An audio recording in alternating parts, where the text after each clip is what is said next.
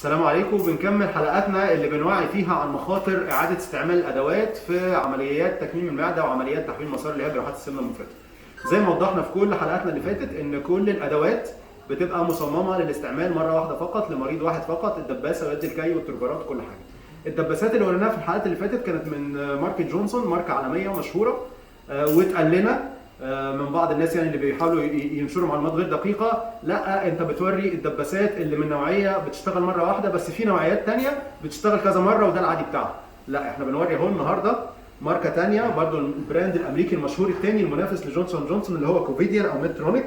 دي الدباسه هي ودي الماتيريال بتاعتها، واضح جدا انها بلاستيك مصممه للاستعمال مره واحده لمريض واحد.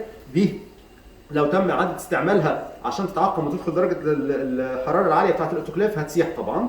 وادي العلبه بتاعه الدباسه والتعليمات اللي مكتوبه عليها من ورا اللي موضحه ان هي single patient use don't re-sterilize، يعني لا تحاول اعاده تعقيمها. even كمان هم بيقولوا ان لو لقيتها مفتوحه حتى لو ما استعملتش، لو لقيت العلبه بالباكت الداخلي مفتوح ما تستعملهاش وارميها.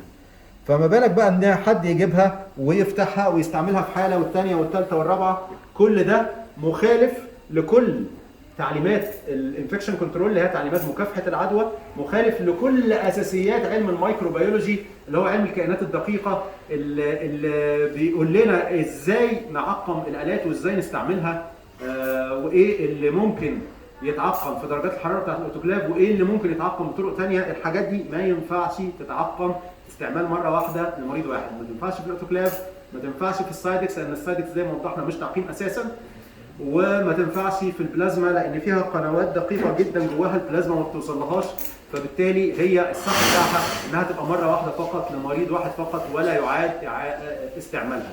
العمليات اللي بتتعمل باسعار قليله فيها مخاطره عاليه جدا لان الادوات فيها بتبقى مستعمله، ممكن تسبب تسريب وممكن تعمل نقل عدوى. ربنا يسلم ونشوفكم على خير الحلقه الجايه ان شاء الله.